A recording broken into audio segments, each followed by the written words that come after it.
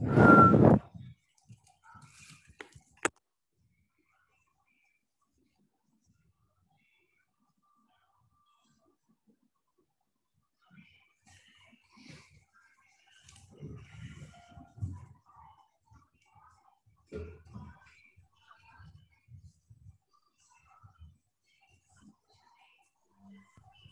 afternoon, sir.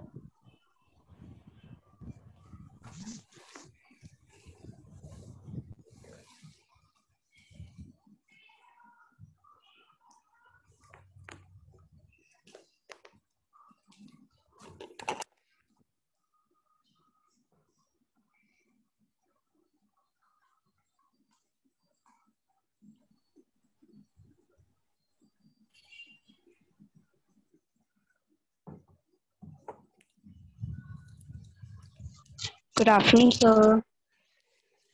Good afternoon class. कल हमने जहाँ से छोड़ा था वहीं से शुरू करेंगे। The second thing is Good afternoon, sir. good afternoon. Good afternoon.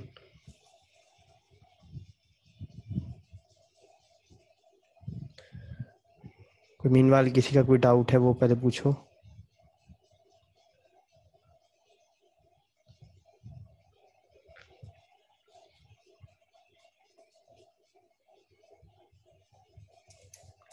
Anyone?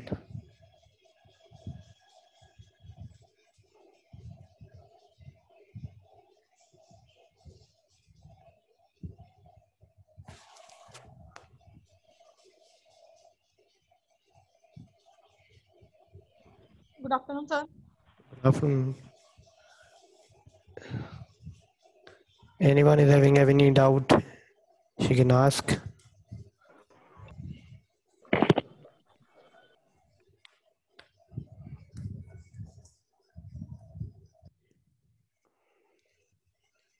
Okay, then let's begin. Screen share कर रहा हूँ मैं आपके साथ। कल जहाँ से हमने छोड़ा था वहीं से हम स्टार्ट कर रहे हैं अब।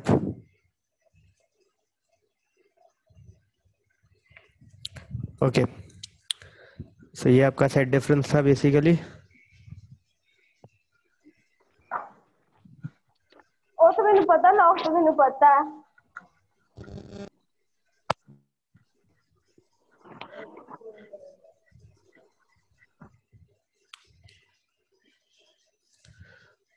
Okay, so let's Good start. afternoon, sir. Good afternoon. तो सेट डिफरेंस था आपका। सेट डिफरेंस मैंने आपको बताया था कि a माइनस बी होता है इसमें, और इसमें पहले वाले सेट के सारे एलिमेंट्स आएंगे जो दूसरे वाले सेट में नहीं होने चाहिए। तो अगर कोई ऐसा एलिमेंट है जो पहले वाले सेट में है और दूसरे वाले सेट में भी है तो वो एलिमेंट इस सेट का पार्ट नहीं बनेगा। सिर्फ वही एलिमेंट इस सेट का पार्ट बनेंगे जो पहले वाले सेट में है पर दूसरे वाले सेट में नहीं होने चाहिए। ये मैंने आपको बताया था कि इस सेक्शन के एलिमेंट्स जो होंगे वो सारे के सारे a माइनस बी में आएंगे। लास्ट आपका जो था सिमेट्रिक डिफरेंस, ये बेसिकली है, ये कहता है कि वो सारे एलिमेंट आएंगे जो इस सेट में है, पहले वाले सेट में है लेकिन दूसरे वाले में नहीं है, या वो दूसरे वाले में होंगे पर पहले वाले में नहीं होंगे। मतलब बेसिकली पहले वाले सेट में है पर दूसरे में नहीं है, या वो दूसरे वाले सेट में है पर पहले वाले सेट में नहीं होंगे। वो ऑब्वियसली ये इंटरसेक्शन को छोड़ के ये देखो a माइनस बी वाला भी आ जाएगा सारा पार्ट, b माइनस ए वाला भी सारा पार्ट आ जाएगा। ठीक है, बस ये बीच वाला पार्ट रह जाएगा, ये नहीं आएगा। बाकी सारे का सारा पार्ट आपका आएगा। इसको बोलते हैं सिमेट्रिक डिफरेंस। तो I guess we are done with the operators. 5 operators किए हैं हमने। 5 में से किसी में भी आपको डाउट हो पहले पूछ लो।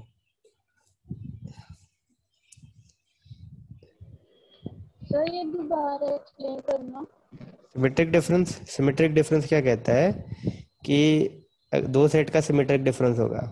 इसमें ना वो वाले एलिमेंट आएंगे जो सिर्फ एक सेट में है, या वो ए में होने चाहिए या वो बी में होने चाहिए। मतलब ए में हो पर बी में ना हो, या वो बी में हो पर ए में ना हो।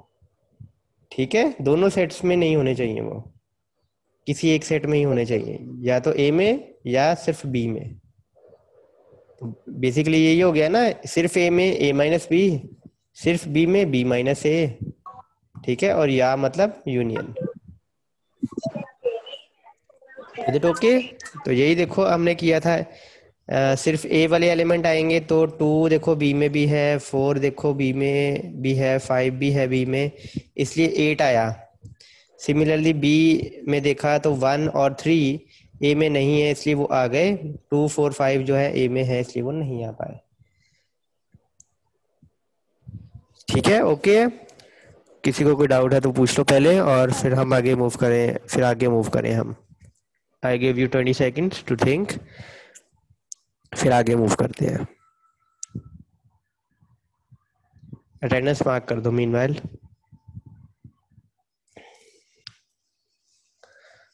और जो कोई स्टूडेंट ऐसा ना रह जाए जो कहे कि मेरा बेसिक्स नहीं हो पाया है, तो आगे मुझे समझ नहीं आ रहा है। अपने बेसिक्स इन लेक्चर्स में अच्छे से आप कंप्लीट करो, अच्छे से समझो, आपको कोई प्रॉब्लम नहीं होगी इन सेट्स को समझने में। तो I hope it's clear now. तो हम आगे मूव करते हैं। अगला जो टॉपिक है वो है प्रेसिडेंस का। प्रेसिडेंस बहुत ज़रूरी चीज़ है, ये मैंने आपको टाइम टू टाइम बताई है कि अगर आपके पास दो ऑपरेटर आ जाते हैं, कोई ऐसा एक्सप्रेशन आ जाता है जिसमें आपके दो ऑपरेटर्स हैं, लाइक यूनियन एंड इंटरसेक्शन, ठीक है, तो आप पहले कौन सा परफॉर्म करोगे?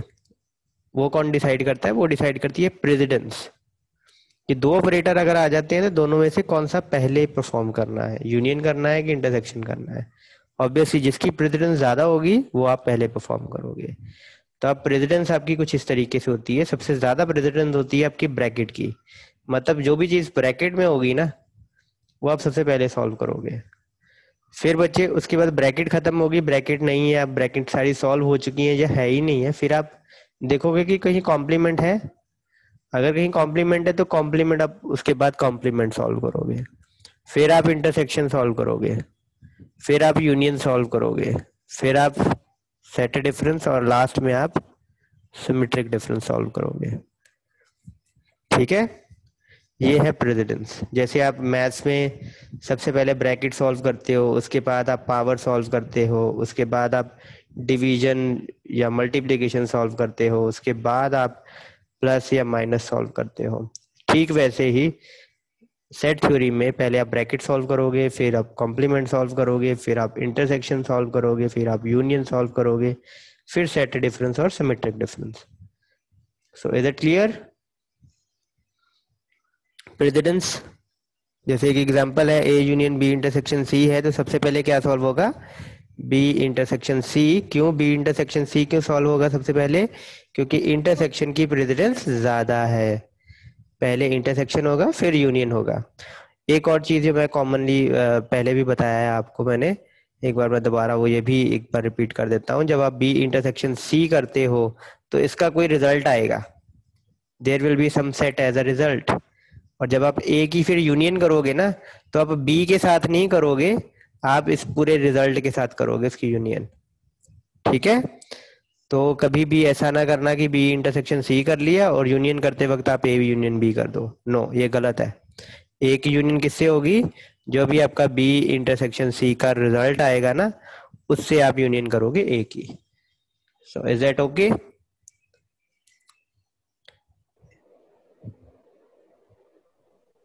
Yes sir. ओके, किसी को कोई डाउट है तो पूछ लो पहले, फिर हम आगे मूव करें। लास्ट आता है बच्चे एसोसिएटिविटी। अब देखो, अगर दो डिफरेंट टाइप्स ऑफ ऑपरेटर हैं, फिर तो हम कहते हैं कि हमें पहले अगर यूनियन आ गया और इंटरसेक्शन आ गया, हमें पता लग जाता है प्रेसिडेंस में हमें पहले इंटरसेक्शन सॉल्व करना है। लेकिन अगर दो ऑपरेशन सेम टाइप के हो जाएं, जैसे ये रहा, तो पहले ये वाला इंटरसेक्शन सॉल्व करें, ए इंटरसेक्शन बी करें या बी इंटरसेक्शन सी करें, तो इनमें से कौन सा इंटरसेक्शन सॉल्व करना बेटर रहेगा? ठीक है, ये कौन सा इंटरसेक्शन हमें पहले सॉल्व करना चाहिए, तो वो देखने के लिए ना हमें ये चीज देखनी पड़ती है, एसोसिएटिविटी। और एसोसिएटिविटी वजह 3 टाइप की होती है, हर एक ऑपरेटर की ना एसोसिएटिविटी होती है। तो 3 तरीके की एसोसिएटिविटी होती है।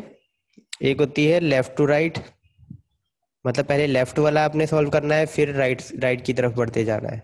दूसरी होती है राइट टू लेफ्ट। और एक तीसरी टाइप होती है कि उस ऑपरेटर की आपको जरूरत नहीं है कि आप लेफ्ट टू राइट ही करो या राइट टू लेफ्ट करो, वो बोथ टाइप में एसोसिएटिव है। जैसे इंटरसेक्शन, चाहे आप बी इंटरसेक्शन सी पहले सॉल्व कर लो, चाहे ए इंटरसेक्शन भी पहले सॉल्व कर लो, दोनों में आपका रिजल्ट सेम ही आएगा।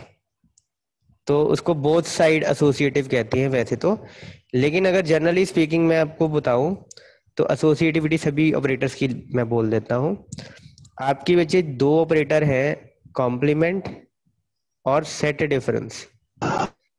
इन दोनों की जो एसोसिएटिविटी है वो है राइट टू लेफ्ट। मतलब कि अगर आपके पास ऐसा ऑपरेशन आ गया a minus B minus C minus D, तो आप राइट साइड वाला सिमेट्रिक डिफरेंस ना पहले सॉल्व करोगे। मतलब ये पहले सॉल्व होगा,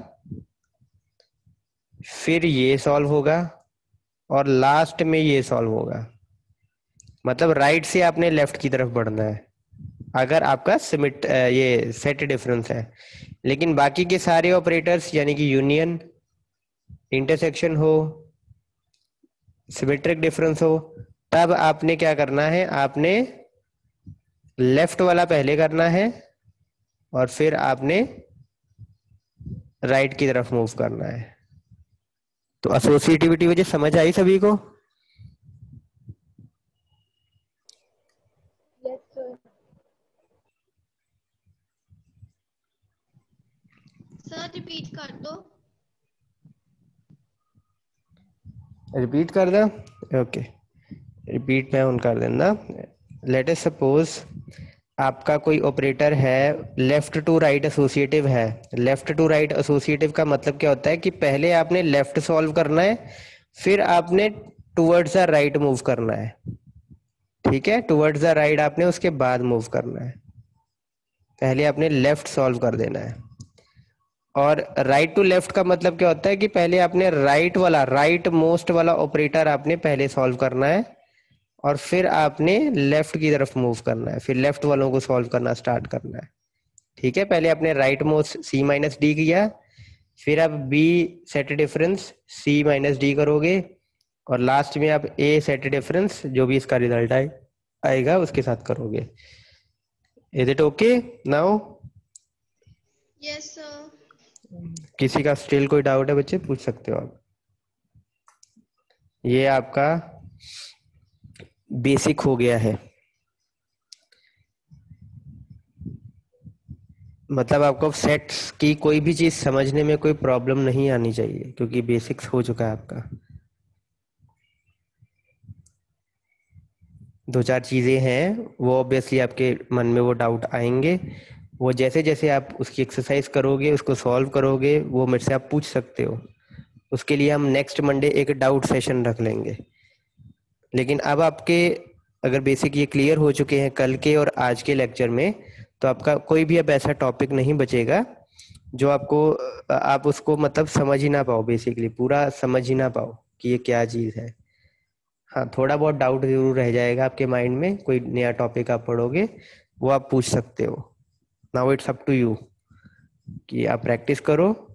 जितने क्वेश्चन प्रैक्टिस करोगे, 10 क्वेश्चन प्रैक्टिस करोगे, 7-8 आपसे सॉल्व होंगे, 2-3 में आपका डाउट क्रिएट होगा, वो आप मुझसे पूछ सकते हो।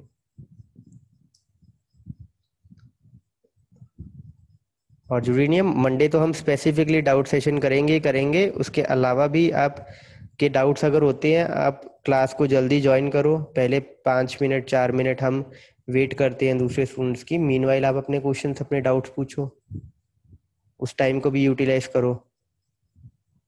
ठीक है, तो कोई भी क्वेश्चन आपका है पहले पूछो बच्चे आप सभी।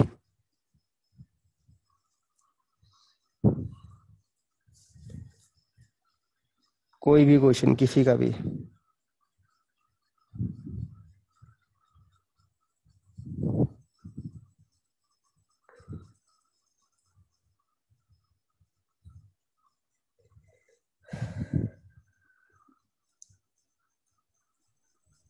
साइलेंस का मतलब अब कि समझ आ गया है? चलो आई होप सो। साइलेंस, हाँ बोलो बोलो। A union A complement is equal to 5, इसे प्रूव करना है। A union A complement is equal to 5। 5 5 नहीं नहीं नहीं, 5 नहीं होगा बच्चे, ये होगा यूनिवर्सल सेट, वो इंटरसेक्शन नहीं होगा सर, अगर। नहीं सर, ऊपर एक सम दिया है, ई एक्सरसाइज का 12th सम है। फर्स्ट दिया हुआ है A union A complement is equal to universal. हाँ जी हाँ जी। सेकंड दिया हुआ है A union A complement, second दिया हुआ है कौन सी एक्सरसाइज का है? फिर सर गलत हो सकता है प्रिंट। हाँ प्रिंटिंग गलत हो सकती है। तो ये ये प्रिंटिंग गलत है। प्रिंटिंग गलत ये होगी, हाँ प्रिंटिंग गलत होगी क्योंकि ए इंटरसेक्शन ए कॉम्प्लीमेंट 5 होता है और यहाँ यूनियन 5 नहीं हो सकता। यूनियन अगर करते हैं हम ए की ए कॉम्प्लीमेंट के साथ तो यूनिवर्सल सेट ही आता है, मतलब एक्स या ये यू आपका। ओके हाँ, now now you feel free to ask any other doubt. किसी भी तरीके का कोई भी डाउट हो आगे की एक्सरसाइज में भी आप पूछ सकते हो। इसको मैं स्टॉप कर रहा हूँ शेयर को, मैं नॉर्मल प्रेजेंटेशन। हाँ बोलो बोलो बोलो, क्वेश्चन बोलो आप। सर जो प्रूफ वाले समय है उसमें ये स्पेसिफिक नहीं बताया कि सेट बिल्डर से करो या मतलब रोस्टर से, तो हम एग्जांपल देके भी सिंपल उसे सॉल्व कर सकते नहीं हैं नहीं, कि ये सेट जब बिल्डर आप फॉर्म में जब लिखना है। जब आपको प्रूफ करने को बोला गया हो, प्रूफ, तो कभी भी आप एग्जाम्पल लेके नहीं कर सकते। डोंट डू इट, एग्जाम्पल नहीं देनी है। लेकिन मैं आपको एक चीज वही बताता हूँ। एक क्वेश्चन हम कर रहे थे लास्ट टाइम अराउंड, तो वही मैं उस क्वेश्चन पे आता हूँ आपके वापस।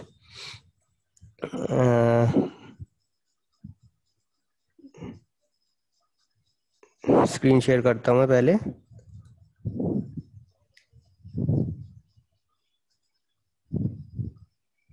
दिख रही है स्क्रीन अब?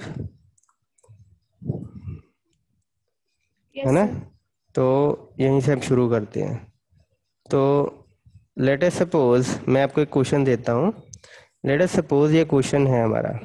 आई थिंक लास्ट टाइम हमने इसको पूरा नहीं कर पाए थे, हम क्लास खत्म हो गई थी। A minus B union A minus C, ठीक है, इज इक्वल टू, नहीं नहीं ये क्वेश्चन नहीं था, एक सेकेंड। ए यूनियन बी था। ए यूनियन बी था, हाँ तो वो वाला क्वेश्चन हम करते हैं। I think A union B था और बीच में माइनस था। Yes sir. बीच में माइनस था, A union C, intersection B. ठीक है। तो इस क्वेश्चन में अब हम क्या करते हैं, इसका राइट हैंड साइड था A minus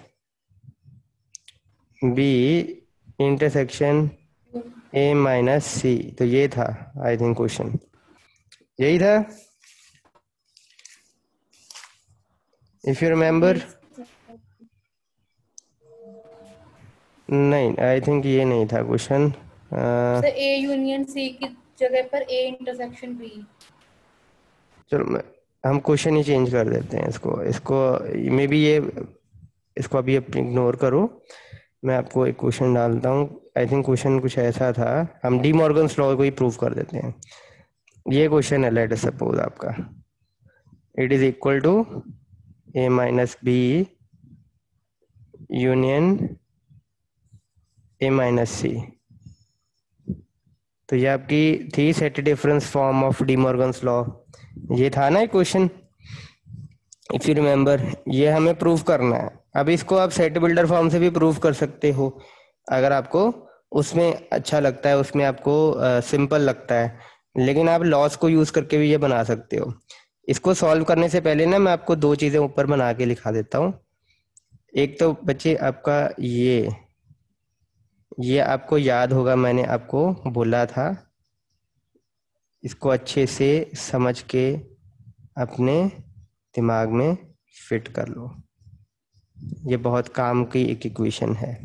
A minus B मतलब A set difference B is equal to A intersection B is complement.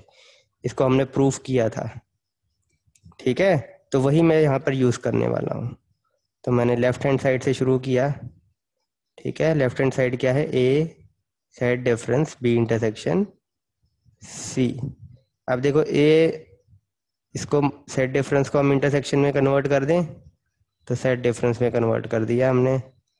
जब सेट डिफरेंस में कन्वर्ट करेंगे जो जो राइट हैंड साइड वाला सेट होगा उसके उस पर क्या आ जाएगा, होल पे कॉम्प्लीमेंट आ जाएगा। यही होता है ना, अगर आप सेट डिफरेंस को इंटरसेक्शन में लिखते हो तो दूसरा सेट के ऊपर कॉम्प्लीमेंट आ गया, तो यही हमने लगा दिया। अब ये जो है आपका, ये है D Morgan's law. D Morgan's law के तहत हम इसको खोल देते हैं। बी इंटरसेक्शन सी कॉम्प्लीमेंट क्या होता है, बी कॉम्प्लीमेंट सी के ऊपर कॉम्प्लीमेंट और बीच में इंटरसेक्शन हो तो यूनियन हो जाता है वो, ठीक है। अभी यहाँ पर आपका ये हमने क्यों लिखा है, क्योंकि D Morgan's law, D Morgan's law के कारण हमने ये लिखा है।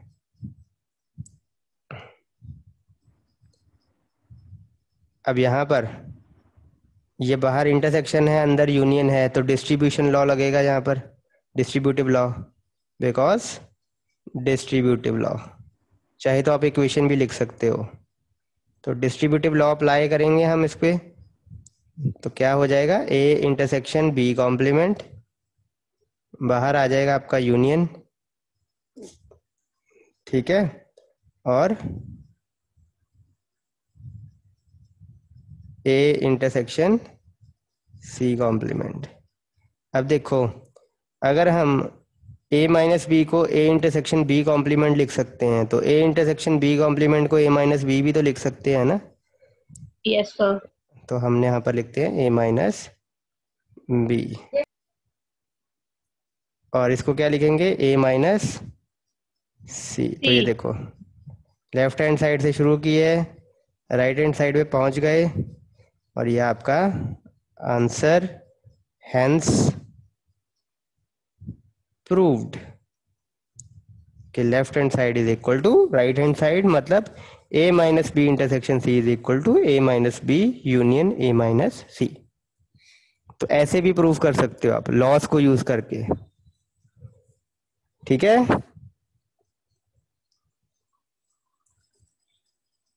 Yes sir. बट जो आपके बेसिक लॉ हैं, कम्यूटेटिव लॉ हो गए, एसोसिएटिव लॉ हो गया, डिस्ट्रीब्यूटिव लॉ हो गया, ठीक है, डी मॉर्गन्स लॉ हो गया, ये आप प्रूफ ऐसे नहीं कर सकते। इसके लिए आपको सेट बिल्डर फॉर्म ही यूज करनी पड़ेगी। वो 10 के 10 लॉ मैंने आपको बताए थे ना, वो 10 के 10 लॉज में से 9 लॉज जो हैं आपके एब्जॉर्प्शन लॉ को छोड़ के, बाकी के जो 9 लॉज हैं वो आपको सेट बिल्डर फॉर्म से ही प्रूफ करने पड़ेंगे, ठीक है। वो बिलोंग्स टू लगा के जो आप करते हो सेट बिल्डर फॉर्म में, जो हमने किया है उसकी वीडियो शेयर की है मैंने, आप देख सकते हो यस सर। वो लॉज जो प्रूफ किए हैं, ठीक है। 2 तरीके होते हैं। अब इसने अगर प्रूफ दैट बोल दिया है ना, तो आप एग्जाम्पल लेके प्रूफ नहीं, आप एग्जाम्पल लेके शो करते हो, प्रूफ नहीं करते हो। आप एग्जाम्पल देके ना शो करते हो कि हाँ ये हमने शो कर दिया कि ये सही है। लेकिन अगर आपने प्रूफ करने का क्वेश्चन आया है तो प्रूफ आपको या तो वो सेट बिल्डर फॉर्म से करो, या अगर आप ऐसे कर सकते हो तो आप ऐसे भी कर सकते हो लॉस को यूज करके। जैसे मैंने यहाँ बताया ना कि ये वाला एक इक्वेशन यूज किया पहले हमने, फिर हमने डी मॉर्गन्स लॉ यूज किया, फिर हमने डिस्ट्रीब्यूटिव लॉ यूज किया, ठीक है। ये लॉज यूज करना ये प्रैक्टिस के साथ आएगा। जब आपकी लॉस पे अच्छी पकड़ होगी, वो आपको याद रहेंगे कि यहाँ पर उस लॉ की इक्वेशन ऐसी होती है, उस लॉ की इक्वेशन ऐसी होती है, वो वाला लॉ में यहाँ पर यूज हो सकता है या कर सकती हूँ। तो जब आपको वो लॉज अच्छे से माइंड में आपके होंगे ना, और ये क्वेश्चन आप तब अटेम्प्ट करोगे तो 3 या 4 लाइन में आपका सोल्यूशन आ जाएगा, ठीक है। प्रूफ के क्वेश्चन लंबे चौड़े नहीं होते हैं, 3, 4, 5 लाइन्स में आपका सोल्यूशन आ जाता है। ये देखो हमने 3, 4, 5 लाइन्स में ही किया है, 1, 2, 3, 4 लाइन्स में हो गया हमारा। तो 4-5 से ज्यादा लाइन्स नहीं लगेंगी। बस कंडीशन क्या है, आपको लॉस याद होने चाहिए, लॉस की इक्वेशन याद होनी चाहिए, दिमाग में वो घूमती होनी चाहिए, तभी आप उसको कंपेयर कर सकते हो कि हाँ ये वाली इक्वेशन तो एकदम डी मॉर्गन्स लॉ जैसी है, तो आप डी मॉर्गन्स लॉ लगाओगे। फिर आपको ये इक्वेशन देख के याद आएगा कि हाँ बाहर इंटरसेक्शन है, अंदर देखो यूनियन है, यहाँ पर डिस्ट्रीब्यूटिव लॉ लग सकता है, तो आपने डिस्ट्रीब्यूटिव लॉ लगाया। ये देख के आपको याद आ सकता है सेट डिफरेंस वाली ये वाली एक्सप्रेशन हम यूज कर सकते हैं, तो हम सेट डिफरेंस वाला एक्सप्रेशन यूज करेंगे। जो भी चीज आप यूज करोगे ना पेपर या टेस्ट में, जरूर उसका रीजन जरूर साथ में लिखते जाना, अदरवाइज आपके नंबर कट सकते हैं। बिकॉज क्योंकि आपने एक्सप्लेनेशन नहीं दी कि आपने इससे ये वाली लाइन से ये वाली लाइन कैसे लिखी, क्यों लिखी, क्या था इसके पीछे रीजन, तो वो आप जरूर साथ में ना ब्रैकेट में साथ में लिखते जाना।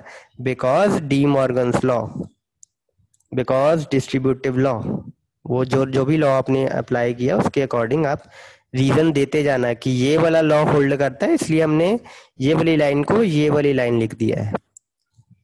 Is it okay now? Is it okay? Yes sir. ये प्रैक्टिस के साथ आपको लॉज अच्छे तरीके से पढ़ो, ठीक है?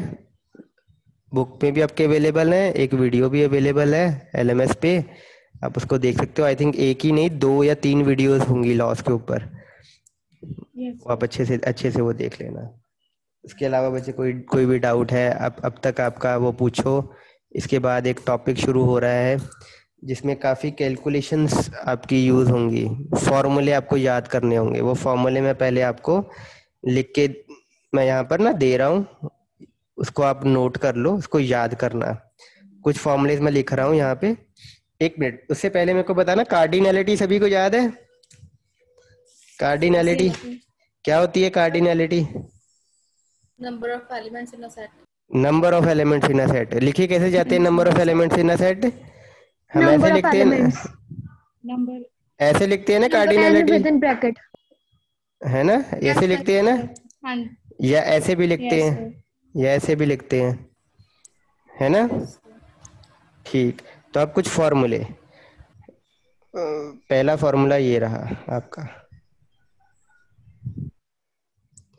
अगर आपने फाइंड आउट करने हैं ना कि नंबर ऑफ एलिमेंट्स कितने होंगे ए यूनियन बी सेट में, ए और बी की यूनियन करें अगर, तो उसमें कितने एलिमेंट्स होंगे, नंबर ऑफ एलिमेंट्स, तो उसका फॉर्मूला ये रहा है NB minus NA intersection B। बिल्कुल बिल्कुल, ये आपको बुक में अवेलेबल होंगे फॉर्मूले, लेकिन मैं अभी लिखा रहा हूँ साथ साथ, क्योंकि बुक में सारे फॉर्मूले अवेलेबल नहीं है, तो ये यहाँ से आप देख सकते हो। पहला फॉर्मूला क्लियर है? ये बच्चे मैं साथ में आपको एक्सप्लेन भी करता जाता हूँ साथ साथ, छोटा सा एक वेन डायग्राम बना के। ये ए है, ये बी है, ए यूनियन बी में क्या आता है? सारा आता है ना, सारे के सारे एलिमेंट्स आएंगे ना। तो देखो मतलब एन ए के भी एलिमेंट आएंगे, मतलब ये वाले एलिमेंट आएंगे, है ना? ये वाले एलिमेंट आएंगे। एन बी में क्या आएगा? एन बी में आपके ये वाले एलिमेंट आएंगे। और हमने एक ये इंटरसेक्शन माइनस किया, क्यों माइनस किया? क्योंकि ये वाला पार्ट ना, ये वाला पोर्शन, ये देखो ये ए में भी कवर हो गया और एक बार ये बी में भी कवर हो गया, है ना? 2 बार कवर हो गया, लेकिन यहाँ पर एलिमेंट तो एक ही बार आ रहे हैं, तो इसलिए एक बार माइनस किया है।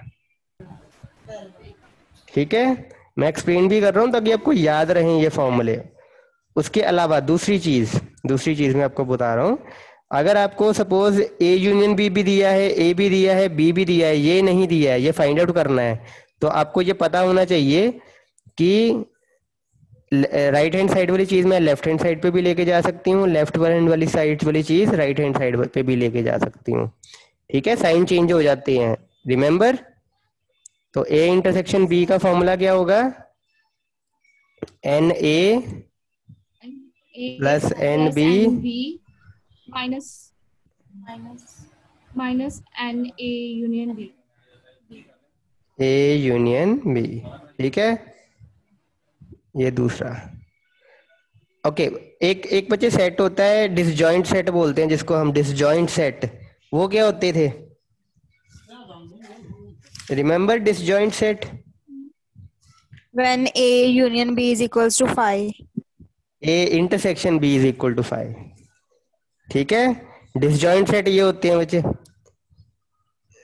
मतलब उनमें उनमें कोई ओवरलैपिंग है ही नहीं है, मतलब उनमें कोई कॉमन एलिमेंट है ही नहीं है, उनको बोलते हैं डिसजॉइंट सेट। और ऑब्वियसली जिनकी ओवरलैपिंग है ही नहीं है, कोई कॉमन एलिमेंट है ही नहीं है, तो ऑब्वियसली उसका इंटरसेक्शन क्या होगा, 0 होगा।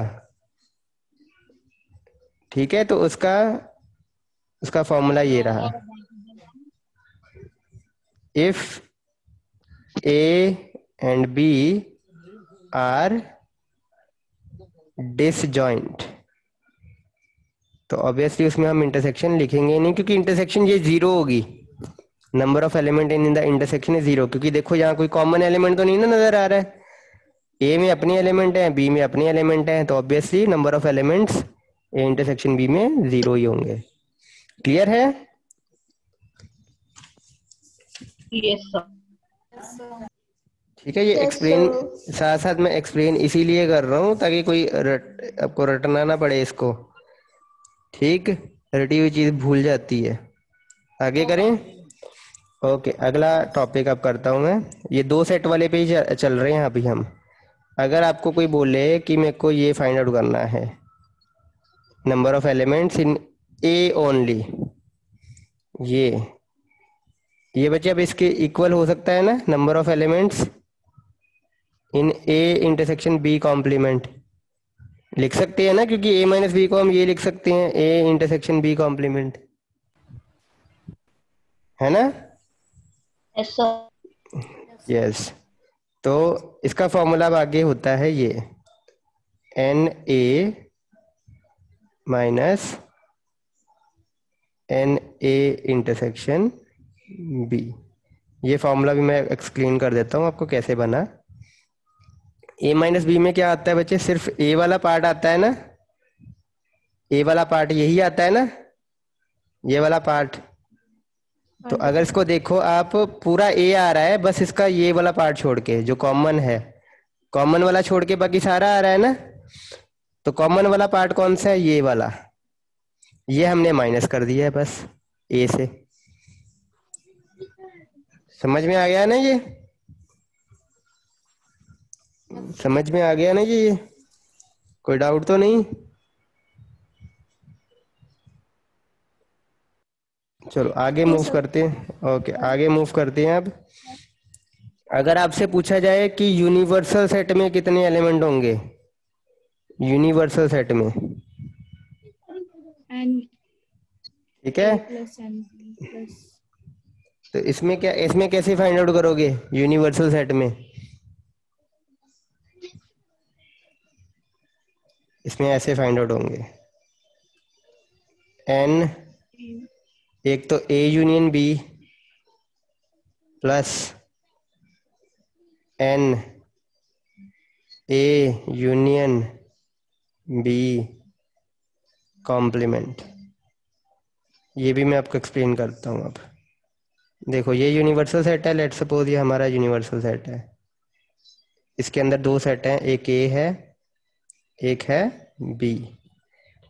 तो एक तो आपके एलिमेंट सारे ए यूनियन बी वाले ये तो आएंगे ही आएंगे, ये तो आप आसानी से फाइंड आउट कर सकते हो। अगर आपके पास ए है, number of element in A है, number of element in B है, ए इंटरसेक्शन बी भी दिया हुआ है, ये फाइंड आउट कर लोगे।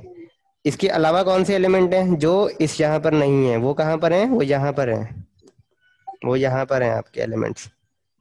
तो यहाँ पर कौन से एलिमेंट हैं ए यूनियन बी में जो नहीं है, ए यूनियन बी कॉम्प्लीमेंट। ठीक है, ऑब्वियसली आप इसको इधर उधर कर सकते हो। ऐसे ही बचे एक और फॉर्मूला आपका है, यहाँ से नहीं लिखते हैं, यहाँ से लिखते हैं, ए कॉम्प्लीमेंट बी कॉम्प्लीमेंट। अब इनका मतलब भी साथ साथ सुन लो। ए कॉम्प्लीमेंट बी कॉम्प्लीमेंट का मतलब क्या है कि ना तो वो ए में है ना वो बी में है। इसका मतलब क्या था, सिर्फ ए में है बी में नहीं है, मतलब ए में है बी में नहीं है। तो कॉम्प्लीमेंट का मतलब नहीं है, ट्रू फॉर्म का मतलब है।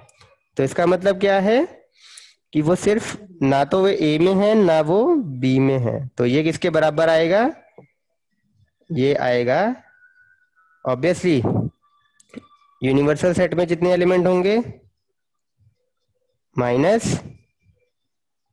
A union B. ठीक है, ये अब मैं एक्सप्लेन करता हूं कैसे आया। ये ऐसे आया आपका, ये आपका ए है, ये बी है, ए में भी नहीं हो और बी में भी नहीं हो, वो कौन से एलिमेंट होंगे, वो ये वाले एलिमेंट होंगे जो रेक्टेंगल में हैं लेकिन सर्कल से बाहर हैं, ये वाले एलिमेंट होंगे ना। तो ये वाले एलिमेंट क्या हैं, ये यूनिवर्सल सेट के जितने भी एलिमेंट हैं उसमें से ये सर्कल वाले एलिमेंट माइनस कर दो आप, तो आपके पास वो सारे एलिमेंट आ जाएंगे जो ना तो ए में है ना ही बी में है। ये इससे ही बनाया है हमने, ऊपर वाले से ही। यहाँ पर डी मॉर्गन्स लॉ लगा दो ना आप, डी मॉर्गन्स लॉ लगा दो तो यही बन जाता है ना, N A complement intersection B complement, यही बनता है ना। तो ये देखो हमने इसको यहीं पे रहने दिया, इसको वहां ले गए तो माइनस आ गया यहाँ पर। Is it okay? ठीक है, तो आगे मूव करें। Yes sir. आई थिंक हम दो वाले आगे ना, आगे आते हैं आपके 3 सेट वाले, तो उसके बहुत सारे फॉर्मूले हैं। आई थिंक वो कल मैं आपको लिखवाता हूँ। तो अभी 3 मिनट बाकी हैं, आप इनमें से कोई भी, आपको कोई किसी में भी कोई परेशानी है समझने में तो पूछो।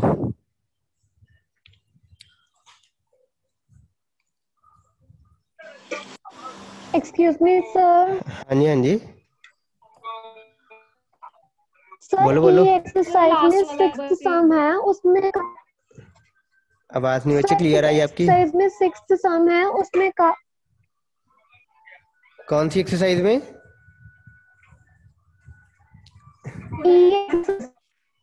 सिक्स्थ सम है उसमें, और एग्जाम्पल कहा है उन्होंने करने के लिए। 1D में कि 1E में?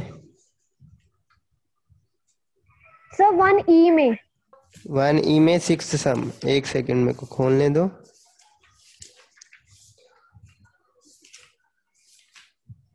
वन ई में 6 सम है। Give example of 3 sets A B C for which A minus B minus C is equal to A minus B minus C. हाँ जी, तो इसने यस सर, यस हाँ, सर। इसने आपसे एक एग्जांपल मांगी है कि ऐसा कोई सेटअप, तो ये आप एग्जांपल, तो आप कोई भी एग्जांपल लेके आप इसको सॉल्व कर सकते हो, कोई भी एग्जांपल लेके आप सर सॉल्व कर सकते हो। अच्छा, मिल नहीं रही है आपको एग्जांपल ये? लेकिन एग्जांपल, यस सर, काफी एग्जांपल सॉल्व करके देखे लेकिन हो नहीं रही। ओके, चलो कोई नहीं, मैं हम ट्राई करते हैं इसको। ये अब किसी को कोई डाउट तो नहीं है इसमें? ये आपको जो फॉर्मूले 2 सेट वाले लिखवाए हैं, कोई प्रॉब्लम किसी को? सर लास्ट वाला एक बार एक्सप्लेन कर दो। लास्ट वाला मतलब ये वाला, ये वाला, ये बच्चे यहीं से बनाए थे मैंने। Complement intersection. हाँ, A complement intersection B complement का मतलब क्या है कि ना तो वो ए में होना चाहिए ना वो बी में होना चाहिए, मतलब ए में भी नहीं बी में भी। ये ए रहा आपका, ये बी रहा, इसमें भी नहीं होना चाहिए इसमें भी नहीं होना चाहिए, तो इनके बाहर ही होगा ना फिर, मतलब ये रहा ये वाला एरिया। तो ये वाले एरिया में एलिमेंट कितने हैं ये फाइंड आउट करने के लिए हमें पता होना चाहिए कि यूनिवर्सल सेट में कितने एलिमेंट हैं, है ना। मान लो यूनिवर्सल सेट में 100 एलिमेंट हैं यस सर। और ए यूनियन बी में लेट से 25 हैं, तो कितने बचे? 75 ही हुए ना जो इस सर्कल के बाहर होंगे। तो हमने बस ए यूनियन बी को माइनस किया है यूनिवर्सल सेट से, दैट्स इट। और बच्चे जो आपकी एग्जांपल आपने बोला है ना 6th वाला, वो मैं आपको कल की क्लास में या सॉल्व करके बता दूंगा कि कैसे करना है, अभी टाइम रह गया है कम। और किसी को कुछ पूछना है? 30 सेकेंड्स रिमेनिंग, किसी को कुछ भी पूछना है जल्दी पूछो, बाकी कल कंटिन्यू करते हैं नहीं तो।